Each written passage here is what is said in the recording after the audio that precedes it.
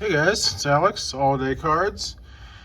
As you, as usual, I guess it's been a long time.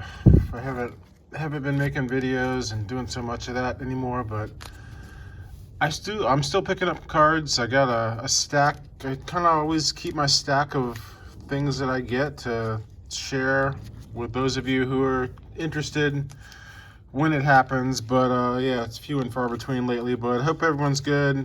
Hope your baseball team's putting on a good, at least having some good games here and there. That's kind of how it is, right? I don't know. I'm an Orioles fan. They're about 500 right now, so win some, lose some. They're losing to the Yankees the past couple days. I think they're tied today, but right now, it is baseball season. My son's been playing. I have a 7-year-old boy who's playing his first season of any kind of sport, which is baseball. So that's been awesome. I got a net and a tee. We're hitting in the yard, and it's been fun doing all that, but definitely just a different season of life when you start doing the kids sports thing, but it's fun. But anyhow, still got some cards here. Got a few actually because it's been a while, and I guess start with the one that I've already got up here. This is the 1970 Transagram. It's the panel that came on the back of the box. So the Transagrams, if you're familiar, they're little figures, but they would come individual. I think 69 they were individual, and then maybe 70 they were all in like sets of three. I don't know if that's accurate, but I know some of them at least were sets of three. So this would have been the back of the box, which is kind of a long box, and it would have had these three guys in one pack with these three little figures. So Frank Robinson is the reason I got it, because I collect some Frank Robinson. So yeah, I love kind of oddball stuff like this.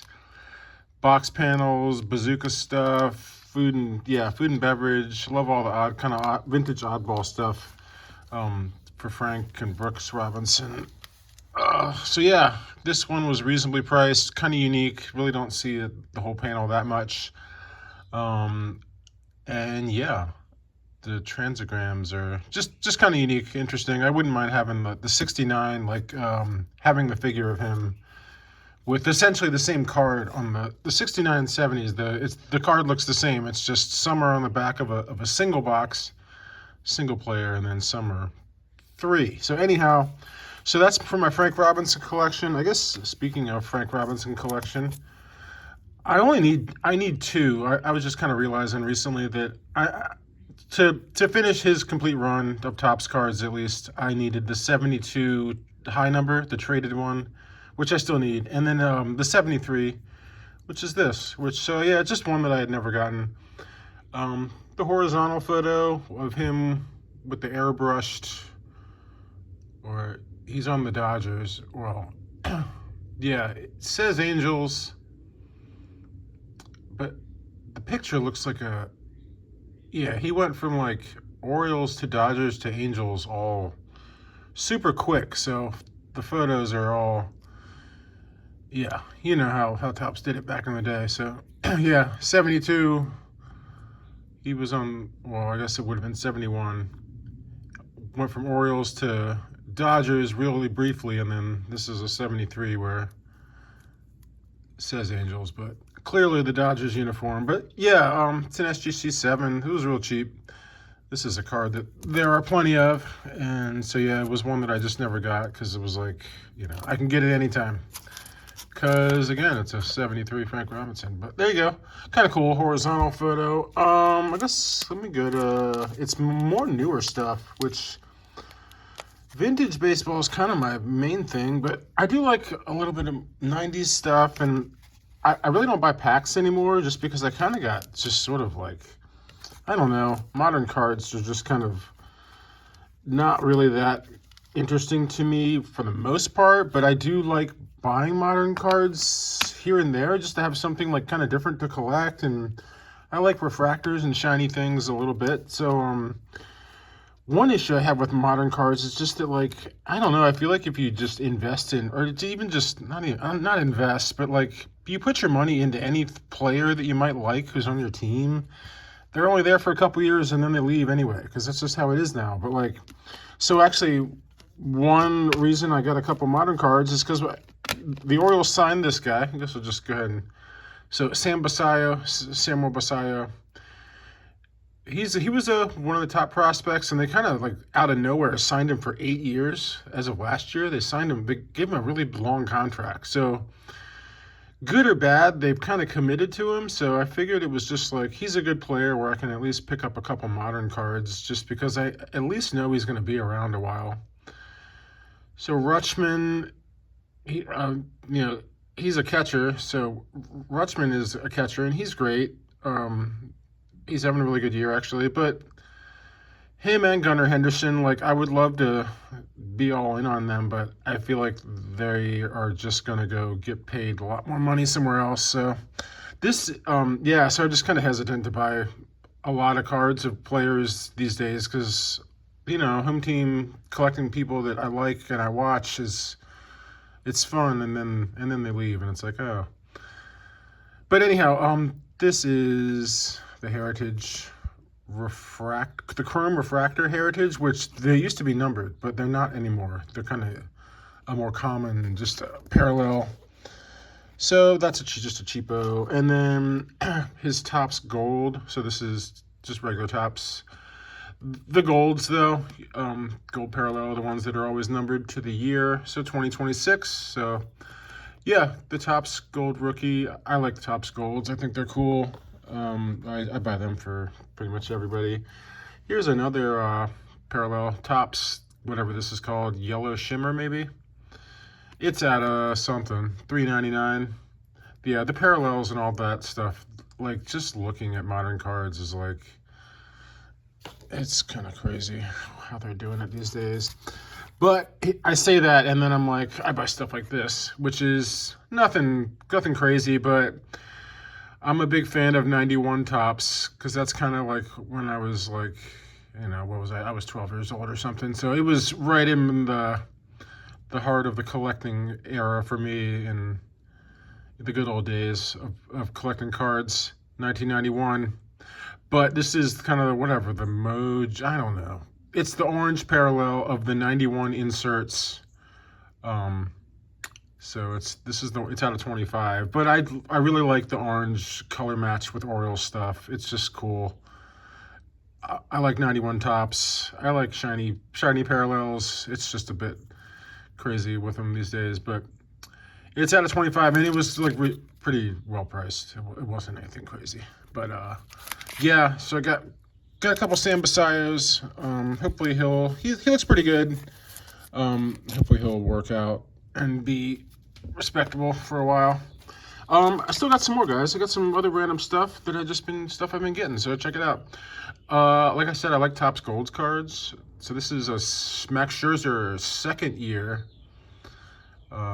Topps Gold. So I like second year cards a bit. I think they're a good value a lot of the times when you compare it to rookies and stuff. And considering this is still like I don't know, I feel like this is a card that for like $8 or something is, he's a Hall of Famer for sure. Hall of Fame second year gold from this era. It's in pretty good shape too, which Topps Golds can be pretty dinged up a lot because they just kind of naturally are. So I like Max Scherzer. I got another one here. This is a second year.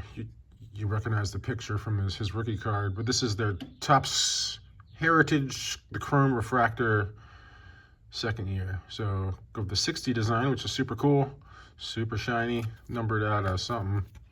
Is it 1960? No, it's 560. So yeah, the refractors from Heritage, like that, used to be numbered, unlike that Basallo one, but the Basallo one they're not numbered, so they're cheaper. They're more common. That was like $5. Here's a random one. Pujols Topps Gallery rookie. It's in a Beckett holder. It's a 9, and it's in really nice shape. But it was like $20. I think people don't like the Beckett holder these days, which I don't either really, but I also don't care that much when it's like just a good deal for a graded Pujols rookie that I didn't have for $20. It was like kind of a no-brainer. See what else? Got some 90s refractors, which I love. John Smoltz, a little kind of underrated guy. What is this? This is Topps Chrome Refractor from 90. This is 99? Yeah, apparently. 99. So, yeah, I was a pitcher. I like pitchers. I like John Smoltz. I was a Braves fan back in the day when they had Maddox, Glavine, Smoltz. This is a 97 Bowman's Best Atomic Refractor. One of my favorite sets. Pretty much my favorite 90s refractor type of thing. Really my favorite refractors. Super shiny, but the Atomic from 97 Bowman's Best. So I got the Smoltz of that set. I got actually a couple more from that set. So Chipper Jones from that set, 97 Bowman's Best Atomic Refractor. Chipper was always cool. I don't have a ton of his stuff, so I thought I'd pick up one from, again, one of my favorite sets. Got the Tony Gwynn from the same set as well. I like Tony Gwynn's stuff. Underrated, crazy stats. I've talked about it before. He hit 300 every year of his career except for his rookie year, which he hit it was still like 288 or something. He hit it every year. Crazy. Oh, last couple. Greg Maddux, 97 Topps Finest. Yeah, 97 Topps Finest Refractor. One of them, they do the little common, uncommon, whatever, rare. So this is the uncommon Intimidators Refractor. These are the ones, some of them have the, well, it has the protective film, the peel, if it's still on there, which I have some with, some without. I have mixed feelings on it, but this one's with. Pretty nice card. I like 90s refractors, like Greg Maddux. And, okay, last one. Another kind of a 90s insert. I've always kind of wanted to get one, and I just never, they're kind of expensive, and never really was going to pay that much for this, but it's a 96 Ultra Thunderclap. It's an insert that was like, I don't know, one in every couple boxes or whatever, so not super common. Pretty cool, a little kind of a condition sensitive, dark edges all the way around, so they tend to get a little tiny chipped up. So this is again, the Beckett holder helps the price for sure.